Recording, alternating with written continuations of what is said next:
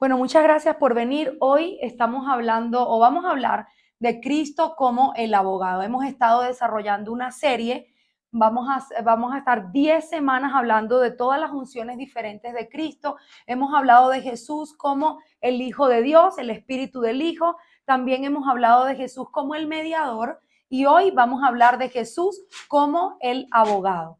Entonces, bien, para hacer un pequeño resumen del mediador y para que no se vaya a confundir con lo que vamos a hablar hoy del abogado, Cristo como mediador significa específicamente que Él está como en el medio entre Dios y los hombres. Había una enemistad irreconciliable y Jesús viene como el Hijo del Hombre. ¿Por qué Jesús se llama el Hijo del Hombre cuando se habla en función del mediador?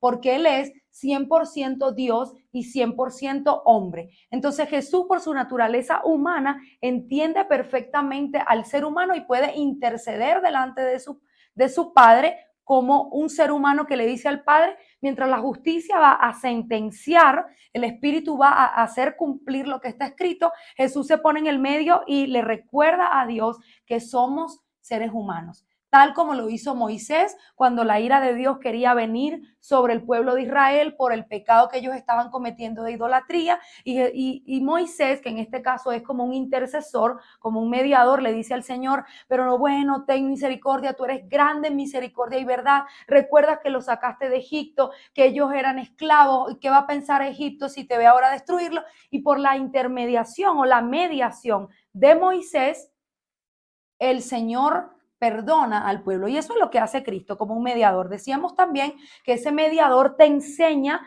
lo que tú no entiendes y que hace una conciliación entre las dos partes.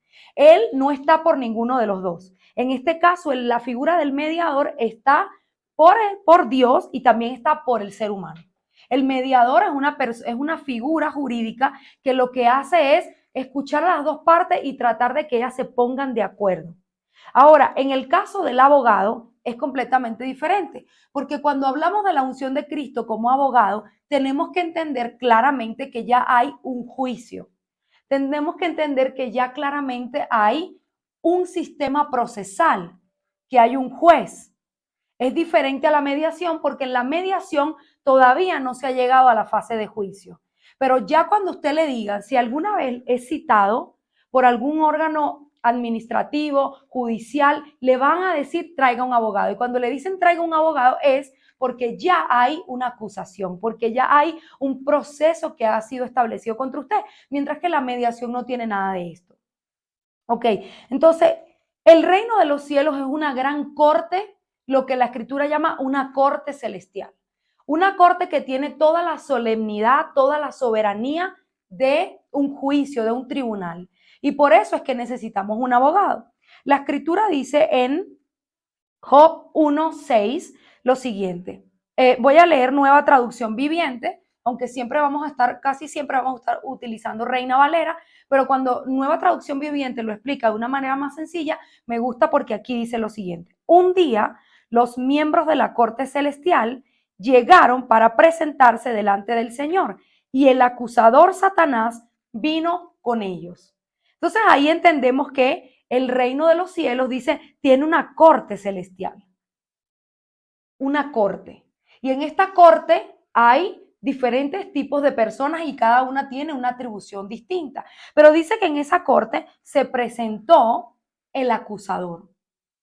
Ustedes saben, el acusador es para el derecho colombiano o para el derecho latinoamericano, el derecho que es civil, el derecho que es codificado de manera por códigos. En el derecho penal, el acusador es el Ministerio Público. El Ministerio Público tiene la atribución de demostrar que esta persona es culpable. Tiene su trabajo realmente, no es que sea bueno ni malo, es que este es su trabajo. Él tiene que demostrar a través de un escrutinio de pruebas que esta persona, quien está en un juicio, es culpable. Este es el trabajo de Satanás. Satanás tiene que demostrar delante del trono que él está presentando una prueba real de esta persona. Dice que cuando vino a hablar delante de Job, o para hablar de Job, él utilizó una acusación. Y entonces también dice la escritura que El enemigo en Apocalipsis está de día y de noche constantemente acusando. Este es su trabajo. Es el fiscal del ministerio público, el diablo, el acusador. Por eso, cuando acusamos a alguno de nuestros hermanos, nos estamos comportando como Satanás. Porque Apocalipsis dice, el acusador está de día y de noche acusando. Eso no es para un hijo de Dios. Un hijo de Dios no tiene nada que ver con el señalamiento, con juzgar, con acusar. ¿Por qué? Porque si nosotros juzgamos, vamos a ser juzgados. Entonces, primero que nada, en esta corte celestial hay un acusador, pero también vemos que hay un fundamento en el trono de Dios. El fundamento está en Salmos 89, 14. Dice la escritura, justicia y juicio son el cimiento de tu trono. Misericordia y verdad van delante de tu rostro. Entonces, las dos grandes columnas que sostienen el trono de Dios son justicia y juicio. En este juicio o en esta corte celestial, como les estaba diciendo, hay varias personas que intervienen. La primera de ellas es Dios como juez. Dios el Padre, dice Salmo 7:11. Dios es juez justo y Dios está airado contra el impío todos los días. No solamente Satanás está acusando todos los días, sino que cuando la persona está en impiedad, el mismo Dios como juez, porque su cimiento, el cimiento de su trono es justicia y juicio, Él está contra ti. Y aquí vamos a empezar a descubrir cómo es el carácter de Dios durante toda esta serie. Vamos a ir conociendo a Dios, vamos a ir conociendo a Cristo, para que no tengamos una imagen incorrecta de Dios. Y otras veces hemos hablado de que muchas personas piensan que Dios está sentado en un trono, con una barba blanca, un abuelito cariñoso, y que esto es Dios. Y realmente el cimiento de este trono tiene toda la solemnidad de una corte, tiene toda la solemnidad de un juicio, el cimiento es juicio y no es nada que ver con un abuelito lindo y sonriente, con una barba blanca, nada que ver. Es un Dios que además se presenta a la humanidad como juez. Va a terminar en algo bueno, así que pueden respirar. Entonces dice que Él está airado contra el impío. El pecado, al estar todo el reino establecido como una corte, pues el reino no puede contradecir lo que está escrito.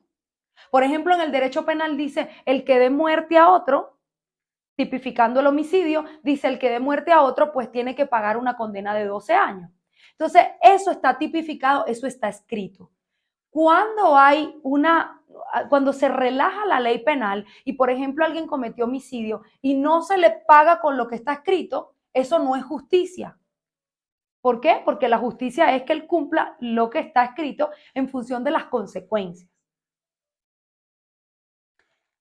El juez no puede, por más que quiera, relajar las leyes de orden público que él ha establecido en la escritura. Estas leyes se van a cumplir de pleno derecho porque están establecidas y el Señor no va a romper las reglas para beneficiar a una persona. Es por esto que tenemos que conocer lo que yo llamo el derecho procesal del cielo. ¿Cómo es que funciona el derecho procesal para que podamos entender cómo es el proceso y cómo es que Cristo es mi abogado y cómo salir airoso de este juicio? Porque si no lo conocemos, el juicio va a ejecutar justicia. Y la justicia significa dar a cada quien lo que merece. Entonces decíamos que hay un trono y en ese trono hay un juez. Apocalipsis 4:2 dice también, al instante Juan hablando, yo estaba en el espíritu y he aquí un